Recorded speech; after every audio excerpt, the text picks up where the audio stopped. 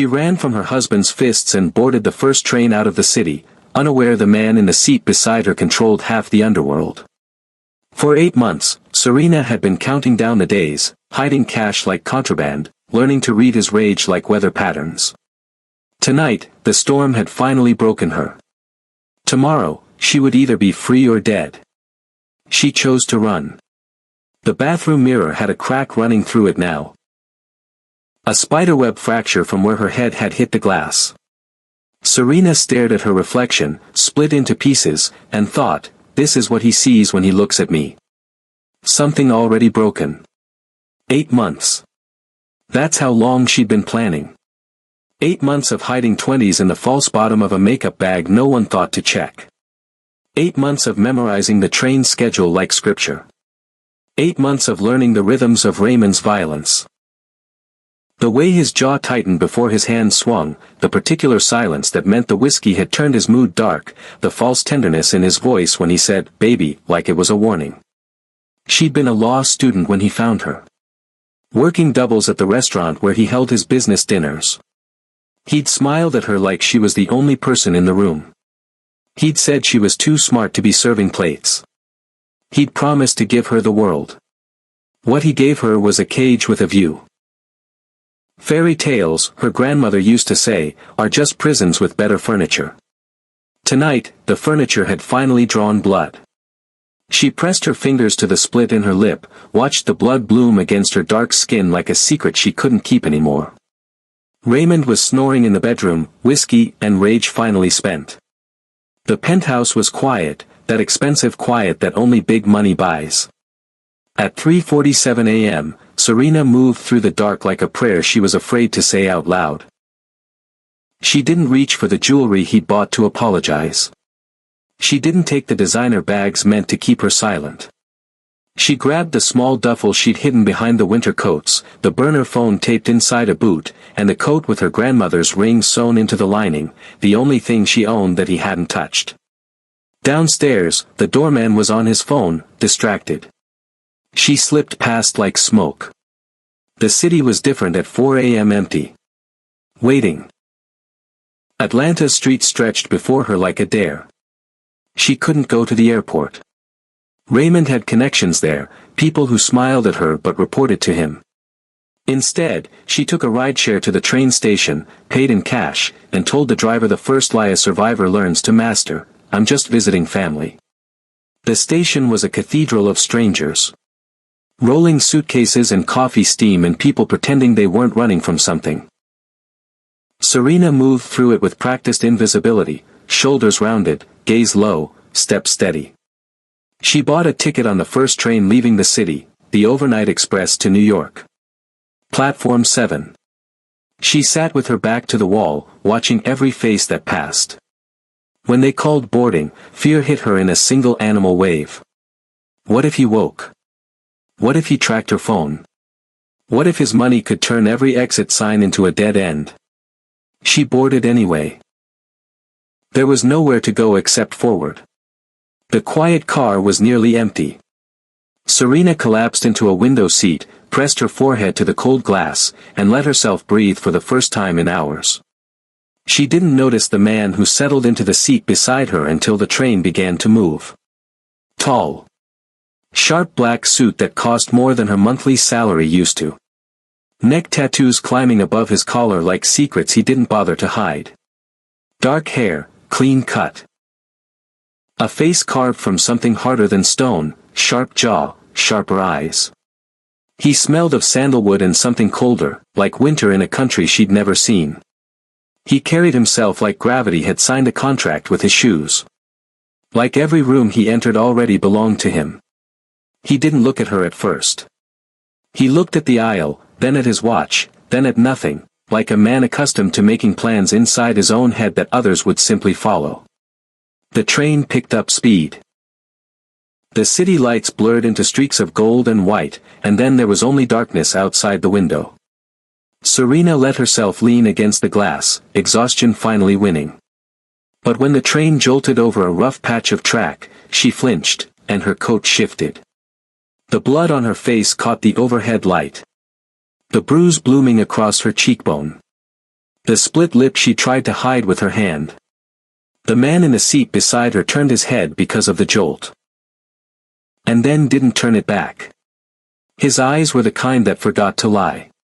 Dark as obsidian, heavy with thought, sharp as a blade pressed flat against skin. He didn't stare like the curious or the judgmental or the hungry. He stared like a man memorizing a problem he intended to solve. Serena's mouth tried a practiced answer. The one she'd given doctors and doormen and anyone who looked too long. "I'm fine," she whispered. "Just tired." He said nothing for a long moment. Then he reached into his coat, slowly, deliberately, and produced a handkerchief. Silk. Expensive. Monogrammed with initials she didn't recognize. He held it out to her without moving closer, without crowding her space. An offering, not a demand. "No one should bleed alone," he said quietly.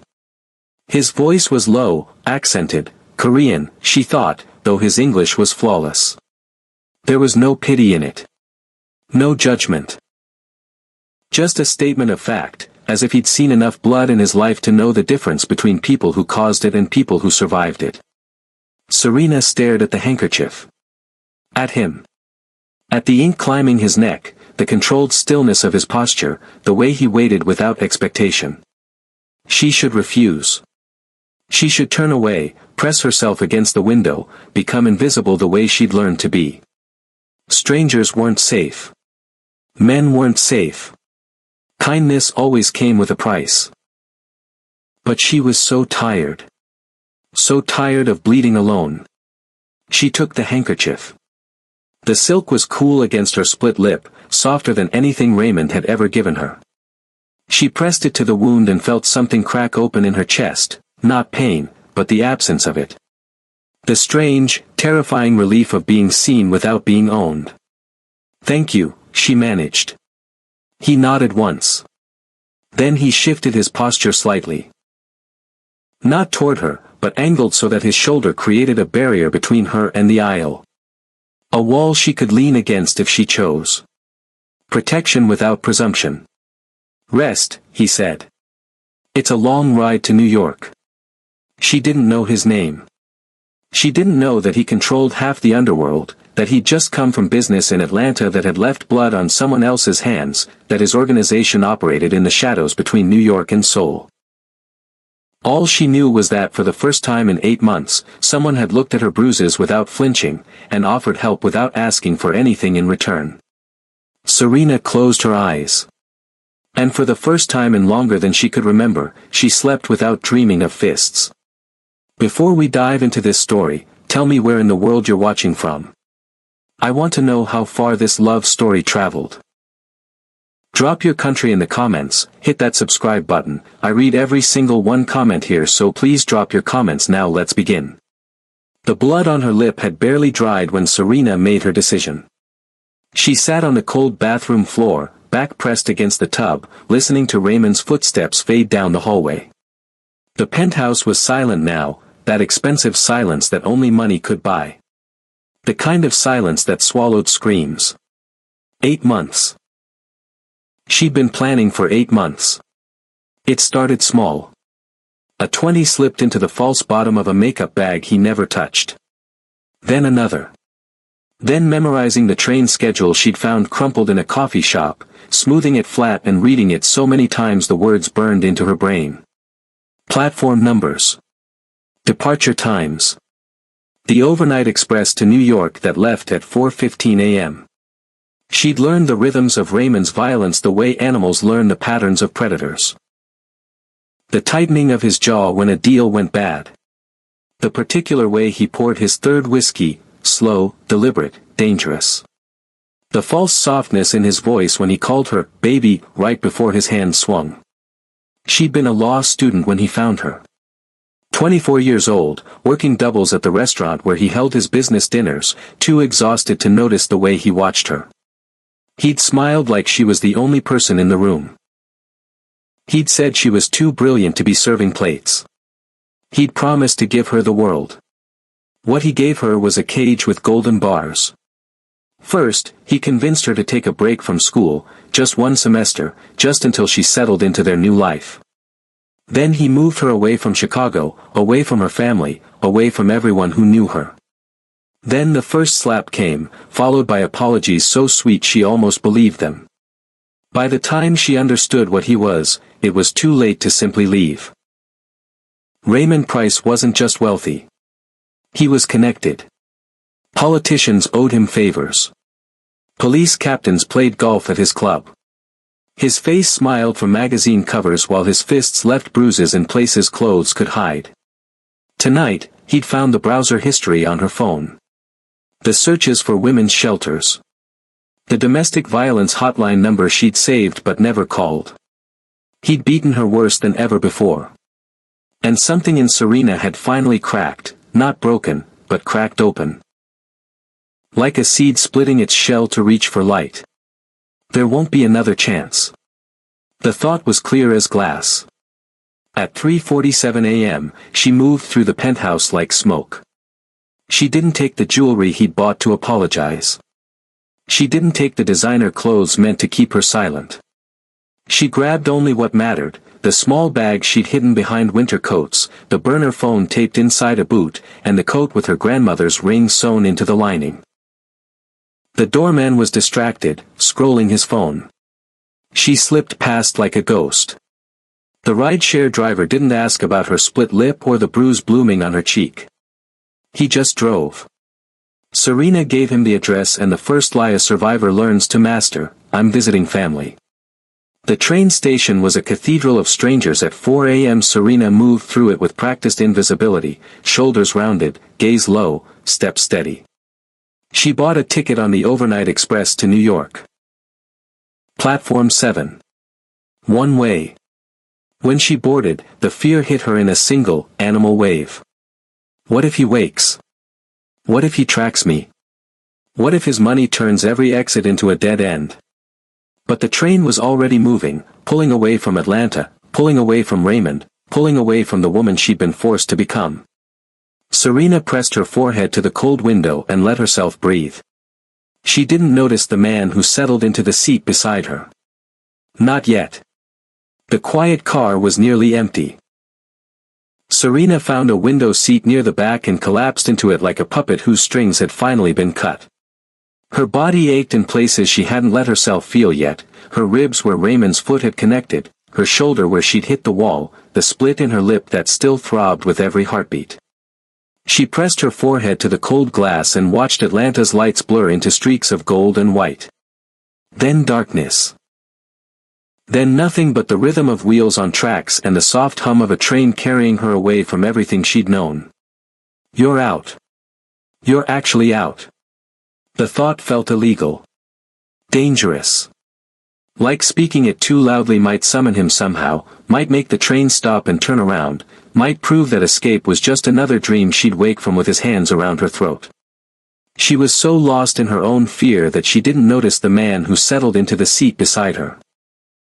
Not until the train jolted over a rough section of track and her coat shifted, exposing her face to the overhead light. She flinched, an instinct now, a reflex Raymond had trained into her bones. And that's when she saw him. Tall. Imposing. A sharp black suit that cost more than her old monthly salary, tailored like a second skin. Dark hair, cleanly cut. A face carved from something harder than stone. Sharp jaw, sharper cheekbones, eyes like polished obsidian that reflected the dim light without warmth. But it was his neck that caught her attention. Tattoos climbed above his collar, disappearing into his hairline, intricate black ink, patterns she didn't recognize, marking him as someone who existed in a world far removed from boardrooms and business dinners. He smelled of sandalwood and something colder. Winter, maybe. Or steel. He carried himself like gravity had signed a contract with his bones. Like every space he occupied had already agreed to belong to him. He'd turned his head at the jolt of the train, and now he wasn't turning it back. His eyes found the blood on her face. The bruise blooming across her cheekbone. The split lip she tried to hide behind her hand. Serena's stomach dropped. She knew that look, the curiosity, the judgment, the pity that felt like another kind of violence. But this man didn't look at her like that. He looked at her the way someone looks at a wound they understand. Not with softness. With recognition. Like he'd seen blood before. Caused it, maybe. Survived it, certainly. Without a word, he reached into his coat, slowly, deliberately, giving her time to flinch away if she needed to, and produced a handkerchief. Silk. Expensive. Monogrammed with initials she didn't recognize. He held it out to her. Not too close. Not crowding her space. An offering she could refuse. No one should bleed alone, he said.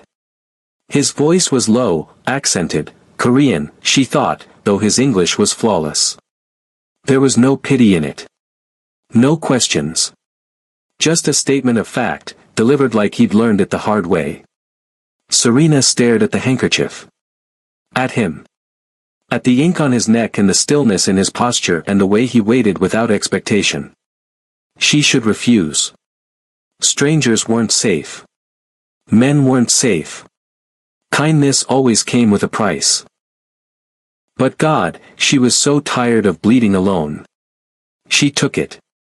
The silk was cool against her lip, softer than anything Raymond had ever given her. She pressed it to the wound and felt something shift in her chest, not hope, not yet, but the faint, terrifying possibility of it. "Thank you," she whispered. He nodded once. Then he turned back toward the aisle, angling his shoulder slightly so it created a wall between her and anyone who might walk past. Protection without presumption. Serena closed her eyes. And for the first time in 8 months, she let someone see her wounds without expecting them to use them against her. They didn't speak for the first hour. Serena kept her eyes closed, the silk handkerchief pressed to her lip, pretending to sleep while her mind raced through every worst-case scenario. The man beside her could be anyone. A trafficker. A predator. Someone who saw a bleeding woman alone and calculated opportunity. But he didn't move closer. Didn't speak. Didn't even glance at her. He simply sat there, a wall of stillness and expensive fabric, giving her space to breathe. It was that, the absence of expectation, that finally made her speak. "Why did you help me?" He turned his head slowly, those obsidian eyes finding hers. "Why does it matter?" "Because people don't help strangers for free. Not in my experience." Something flickered across his face. Not offense. Recognition. "In my experience," he said quietly, "the people who bleed alone are the ones who've learned that help always costs something." He paused. "I'm not asking for payment." "Then what are you asking for?" "Nothing." He turned back toward the aisle.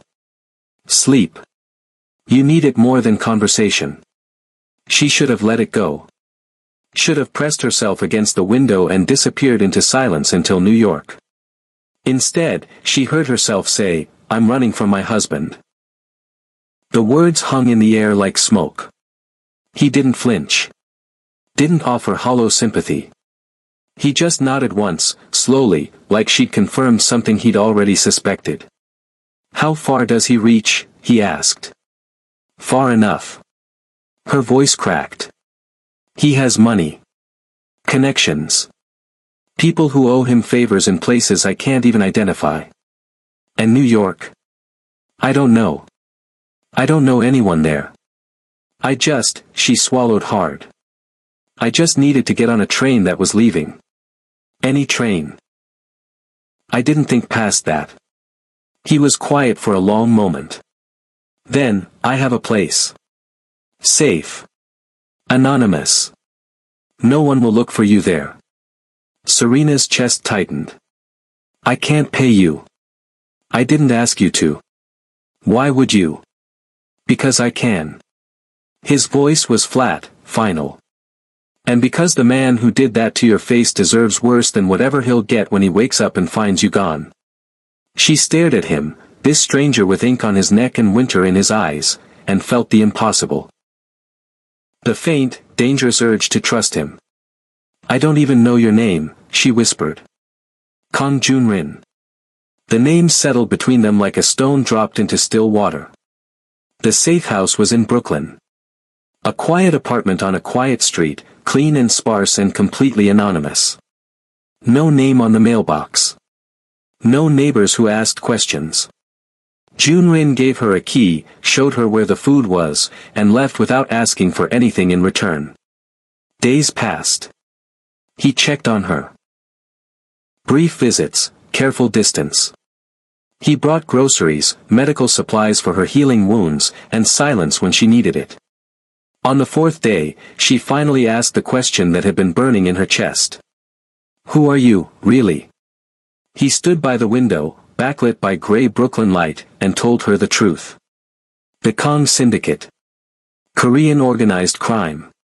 Operations that stretched from New York to Seoul, built on violence and loyalty and a code she didn't fully understand. He ran it all. Serena waited for the fear to come. The horror. The desperate need to run again. Instead, she watched him carefully wrap fresh bandages around her wrist, gentle, precise, patient, and realized something that terrified her more than any truth he'd just spoken. The most dangerous man she'd ever met touched her wounds like they mattered. Raymond had promised her the world and given her bruises. Junrin had promised her nothing and given her safety. She didn't know what that meant yet. But she was starting to wonder. It started with small questions. What did you study? Junrin asked one evening, leaning against the kitchen counter while Serena made tea she didn't really want, just something to do with her hands. Law. The word felt strange in her mouth, like a language she'd forgotten. I was in my second year when I met Raymond. Constitutional law, civil rights focus. I wanted to help people who couldn't afford to fight for themselves. What happened? Serena wrapped her fingers around the warm mug. He happened. Said I was working too hard. Said I should take a semester off, let him take care of things while I figured out what I really wanted. She laughed bitterly. By the time I figured out what I wanted was to leave, I couldn't remember how. Junrin said nothing. He just listened, really listened, with those dark eyes that never flinched from hard truths. The first time he hit me, I convinced myself it was an accident. Too much whiskey, too much stress. He cried afterward. Promised it would never happen again. She set the mug down. It always happened again. How long? 2 years. 8 months of planning to leave. A lifetime of wondering how I became someone who needed to. The silence stretched between them, heavy but not uncomfortable. Junrin moved to the window, his profile sharp against the city lights. My father built the syndicate, he said quietly. He started with nothing. An immigrant with empty pockets and a talent for violence. By the time I was born, he owned half the underground economy between here and Seoul. Serena watched him carefully. And you inherited it. I inherited everything. The money. The power. The blood on my hands that will never wash clean. He turned to face her. I've done things that would make you run if you knew. I've hurt people. Killed people. I tell myself there's a code, that I only destroy those who deserve destruction. But some nights, I wonder if that's just a lie I tell myself so I can sleep. Why are you telling me this? Because you should know who's offering you protection. His jaw tightened. And because you deserve honesty. Something tells me you haven't had much of that. Serena set down her tea and crossed the small kitchen until she stood in front of him. Close enough to see the faint scar along his jaw. Close enough to smell sandalwood and winter. You don't belong in my world, he said softly. You fought too hard to be free. You should run from men like me. Maybe. She held his gaze. But you're the first man in years who's told me what I should do instead of what I will do. That's a different kind of cage, the kind that leaves the door open. Something cracked behind his eyes. Something human. Serena. I know what you are, she said quietly. I'm not naive. But I also know that you've had every opportunity to hurt me, and instead you've done nothing but make sure I heal. The weeks that followed were dangerous in a different way. Late nights on the fire escape, trading stories like secrets. The father who abandoned her. The grandmother who raised her. The ring sewn into her coat that carried a dead woman's hope. He told her about the mother he lost at 12. The first time his father put a gun in his hand. The weight of a legacy he never asked for. 2 people. 2 cages. Both survivors of prisons no one else could see. Neither of them meant to fall. But some walls, once cracked, can't be rebuilt. Raymond found her absence at 6:47 a.m. Serena knew because Junrin's people had eyes on the penthouse, had been watching since the night she arrived in Brooklyn.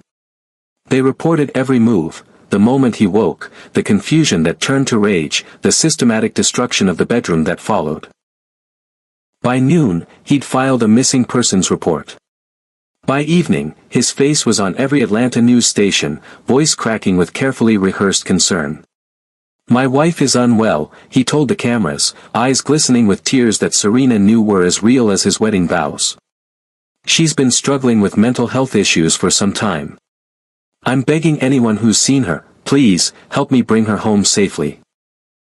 Serena watched the broadcast on the Safe House television, her hands shaking so badly she had to set down her coffee. "He's making me look crazy," she whispered. He's rewriting everything." Junrin stood behind her, arms crossed, face unreadable. "That's what men like him do. They control the narrative before anyone else can speak. People will believe him. They always believe him. Not everyone." She spun to face him. "You don't understand. He has connections everywhere. Politicians, police, judges who owe him favors. He'll hire investigators who don't care about the law. He'll put a bounty on information about me like I'm some kind of. He already has." Junrin's voice was calm. Too calm. $50,000 for confirmed information about your location. My people intercepted the request this morning. The floor tilted beneath her feet. Then it's only a matter of time. I have to run again. I have to disappear somewhere he'll never know. The word cut through her panic like a blade. Junrin crossed the room and stood before her, close enough that she could see the controlled fury burning behind his eyes. "You've been running for 8 months. Running while he hurt you. Running while you planned. Running the night you boarded that train." His voice dropped. "You're done running. He'll find me. He'll try." Something cold flickered across his face. "My people are already feeding false leads to his investigators. Dead ends. Ghost sightings in cities you've never been. By the time he untangles the lies, we'll be ready." "Ready for what?" "To destroy him." Serena stared at him. "What do you mean?" "Raymond Price isn't just an abuser. He's a fraud.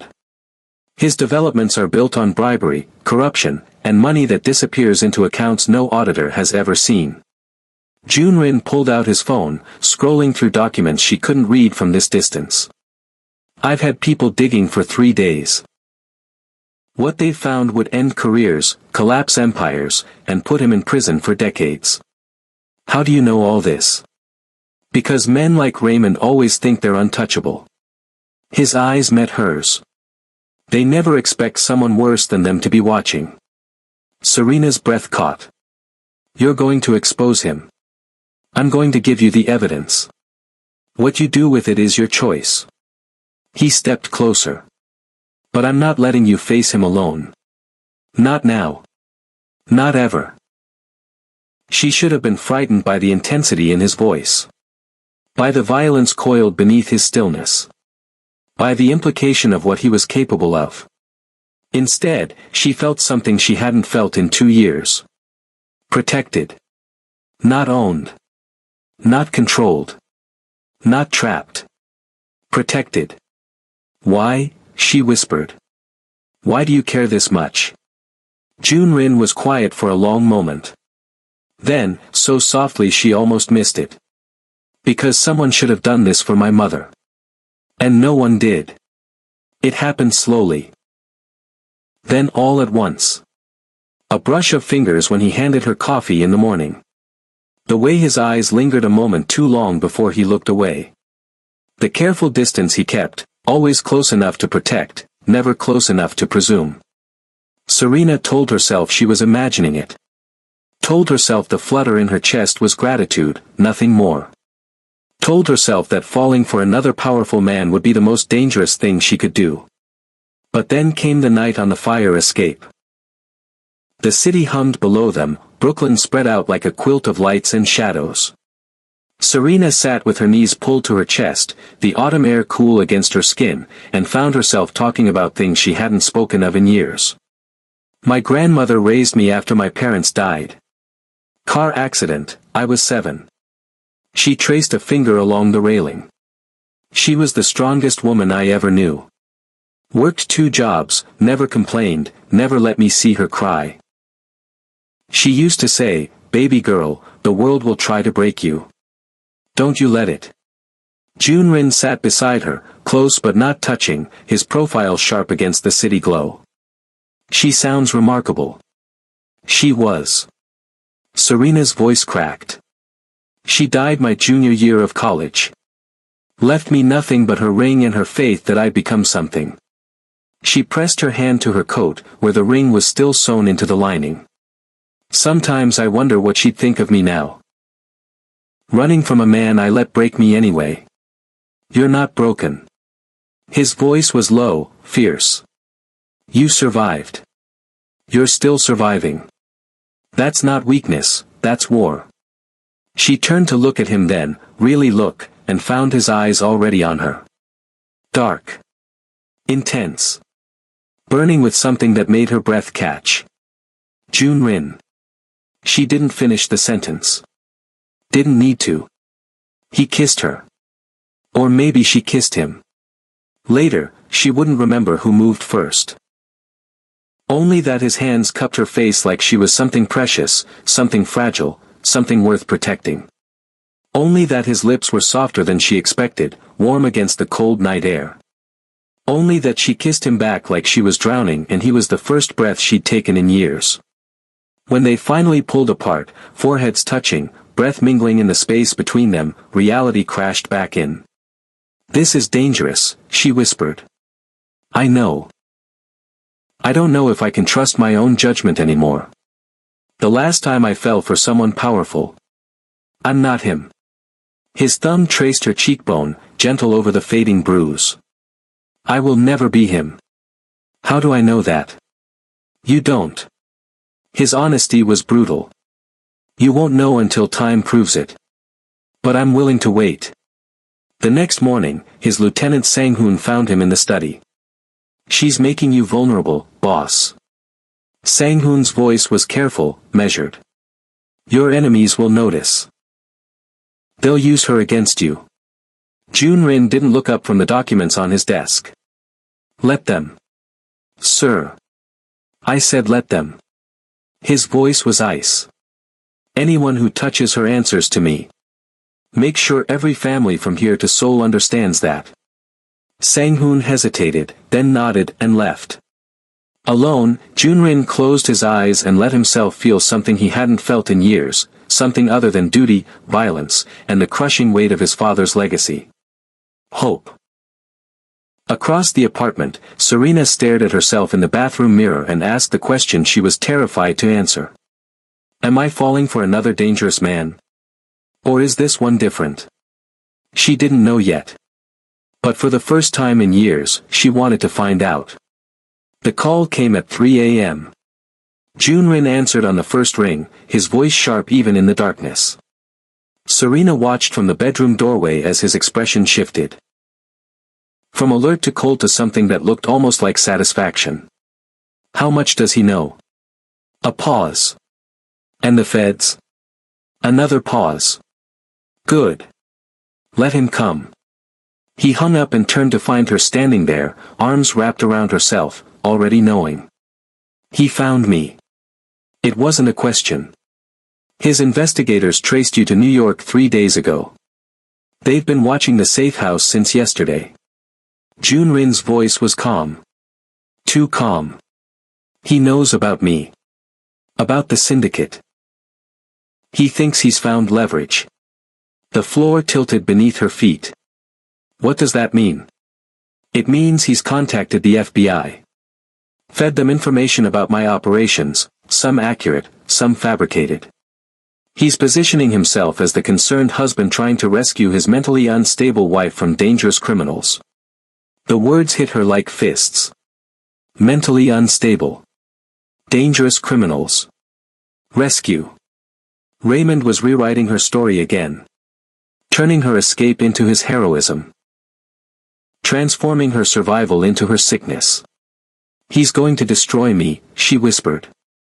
He's going to make everyone believe I'm crazy, and then he's going to drag me back, and this time he won't stop until... Serena. Junrin crossed the room and took her hands, his grip firm and grounding. Look at me. She looked. He thinks he's the hunter, Junrin said quietly, his dark eyes burning with cold fire. He doesn't know he's walking into a trap. The press conference aired the next evening. Raymond stood behind a podium bristling with microphones, his face arranged in perfect anguish. The concerned husband. The victim of circumstance. The man just trying to save the woman he loved. My wife has been manipulated by dangerous people, he said, voice cracking at precisely the right moments. She was vulnerable, struggling with mental health issues I tried to help her address. And now she's fallen in with a criminal organization that's using her against me. He dabbed at his eyes with a handkerchief. I'm begging the authorities to help me bring her home safely. And I'm begging Serena, if you can hear this, baby, please. Come back to me. I forgive you. I just want you safe. Serena watched from the safe house, her nails digging crescents into her palms, her stomach churning with a fear so familiar it felt like coming home. He's good, she said hollowly. He's so good at this. People will believe him. They always believe him. Junrin stood behind her, his reflection a dark silhouette in the television screen. Let them believe. For now. For now. He reached past her and turned off the television. When she turned to face him, his expression was carved from stone, but his eyes burned with something that made her breath catch. Raymond Price has spent his entire life controlling narratives. Buying silence. Making problems disappear. Junrin's voice was quiet, lethal. He's never faced someone who operates the way I do. What are you going to do? I'm going to give him exactly what he wants, a war. A cold smile touched his lips. And then I'm going to make sure he loses everything. His reputation. His empire. His freedom. He stepped closer. By the time I'm done, the whole world will know exactly what he is. And you'll never have to run again. The fear didn't disappear. But beside it, something else took root. Faith. In him. In herself. In the fight they were about to wage together. Tell me what to do, she said. Junrin's eyes softened for just a moment. Survive. Heal. And when the time comes, tell your truth. The destruction of Raymond Price began with a single email. Sent simultaneously to every major news outlet, every federal prosecutor who'd ever investigated Atlanta corruption, every politician who'd accepted his donations and looked the other way. The attachments were meticulous. Bank records showing decades of fraud, recordings of bribes paid to city officials, security footage from the penthouse that showed exactly what Raymond did behind closed doors. And the medical records. Years of them. Emergency room visits Serena didn't even remember, documented by nurses who'd noted the injuries and the husband who always had an explanation. By morning, Raymond's face was everywhere, but not the way he'd planned. Real estate mogul accused of fraud, bribery, domestic abuse. Price empire crumbles as evidence emerges. Wife's medical records paint picture of years of violence. Serena watched the coverage in silence, tears streaming down her face, feeling something she hadn't felt in years. Believed. The world was finally seeing what she'd survived. Raymond came for her on the third day. He'd lost everything, his accounts frozen, his allies abandoning him, his carefully constructed reputation in ashes. Desperate men do desperate things. He tracked the safe house through sheer determination and the last investigator still willing to take his money. But Junrin had been waiting for exactly this. His people intercepted Raymond before he reached Brooklyn, fed him false information, led him on a chase that ended exactly where Junrin wanted it to end. The rooftop of Raymond's own building in Atlanta. Fitting. Poetic. Final. When Raymond burst through the rooftop door, expecting to find Serena cowering and alone, he found Junrin instead, standing at the edge, the Atlanta skyline glittering behind him, his dark suit sharp against the night. "Where is she?" Raymond's voice was ragged, unhinged. The polished businessman was gone, only the monster remained. "Where's my wife?" "She's not your wife anymore." Junrin's voice was ice. "She's not your property. She's not your victim. She's free. She belongs to me." Raymond lunged. Junrin moved like water, fluid, precise, devastating. He didn't need weapons. His fury was enough. Every strike was controlled, surgical, designed to wound without killing. He fought the way he lived, with a code that demanded consequences but refused to grant the mercy of a quick end. Within seconds, Raymond was on the ground, gasping, blood streaming from his nose, his arm bent at an angle that made Serena, watching from the security feed in Brooklyn, look away. Junrin crouched beside him, close enough for Raymond to see the cold fire in his eyes. "You spent your whole life owning people," he said quietly. "Controlling them. Breaking them. Convincing yourself that power meant you could take whatever you wanted." He grabbed Raymond's jaw, forcing eye contact. "You were wrong. You don't own people. You never did. And now everyone knows exactly what you are." Sirens rose from the streets below. Junrin's people had made the call 10 minutes ago. Timed perfectly. The police would find Raymond on the rooftop of his own empire, surrounded by evidence of his crimes, with no narrative left to spin. Junrin stood, straightened his jacket, and walked away without looking back. Behind him, Raymond Price screamed curses into the night, but no one was listening anymore. The hunter had become the hunted. And Serena, watching from 500 miles away, finally let herself breathe. It's over. It's finally over. Raymond Price was arrested on his own rooftop, surrounded by the ruins of everything he'd built. The trial lasted 4 months. The evidence was overwhelming: fraud, bribery, tax evasion, and years of documented abuse that made headlines across the country. Serena testified twice, her voice steady, her shoulders straight, her grandmother's ring now worn openly on her finger instead of hidden in a coat lining. She told her truth. And the world believed her. Raymond was sentenced to 23 years. His empire dissolved. His name became synonymous with the kind of man mothers warned their daughters about. Serena watched the verdict from the back of the courtroom, tears streaming down her face, not from sadness, but from something she'd almost forgotten how to feel. Freedom. She returned to law school that fall. It wasn't easy. 2 years away from academia, a lifetime of trauma she was still unpacking, and the constant whisper of doubt that told her she didn't belong. But she showed up anyway. Every class. Every exam.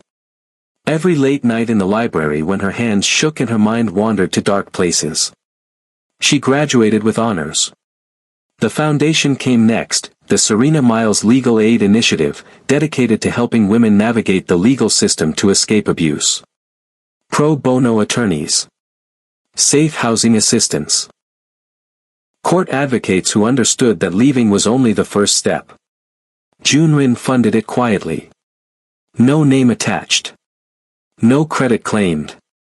Just deposits that appeared in the Foundation's account like clockwork, enough to help hundreds of women find the freedom Serena had fought so hard to claim. But he kept his distance. "You deserve a life in the light," he told her the last time they spoke, his voice rough with something that sounded like goodbye. "A life without shadows. Without looking over your shoulder. Without me." She'd wanted to argue. Wanted to tell him that light meant nothing without someone to share it with. But he was gone before she could find the words. Graduation day arrived wrapped in spring sunshine and the scent of blooming magnolias. Serena walked across the stage, shook the dean's hand, and felt her grandmother's presence like a warm hand on her shoulder. "You did it, baby girl. You didn't let them break you." Afterward, she slipped away from the crowds, the classmates who wanted photos, the professors who offered congratulations, the reporters who still wanted her story. She walked outside, into the quiet of the afternoon, and stopped. He was there. Black suit, sharp as always. Neck tattoos climbing above his collar. Eyes soft but full of fire, watching her like she was the only person in the world. "You came," she whispered. Junrin stepped closer. "I told you I don't run from what matters. You said I deserved a life without shadows. You do." His voice was rough. "But I realized something these past months. You don't need me to protect you from darkness." He reached out, his fingers brushing her cheek. "You've learned to walk through it on your own." Serena took his hand, the same hand that had offered her a silk handkerchief on a train, that had bandaged her wounds, that had destroyed an empire to set her free. "I'm not afraid of your shadows," she said softly. "I learned to carry my own." He looked at her then, this woman who had survived everything, who had rebuilt herself from ruins, who stood in the light on her own terms, and for the first time, he didn't look like a mafia boss. He looked like a man who had finally found home. "Then we walked together," he said. She smiled, real, bright, unbroken. Together. And as the spring sun warmed their faces and the future stretched before them like an open road, they walked forward. Side by side, shadow and light, two survivors who had found something neither expected. Each other. Sometimes God sends help in unexpected forms. Sometimes angels have tattoos and shadows. Sometimes the train you board to escape one nightmare leads you straight to the person who'll help you heal. If you believe that God places people in our path for a reason, type "divine timing" in the comments. Subscribe if this story made you cry, made you hope, made you believe that better days are coming. I read every single one comments. And if this story made you feel something, hit subscribe. More stories like this are coming.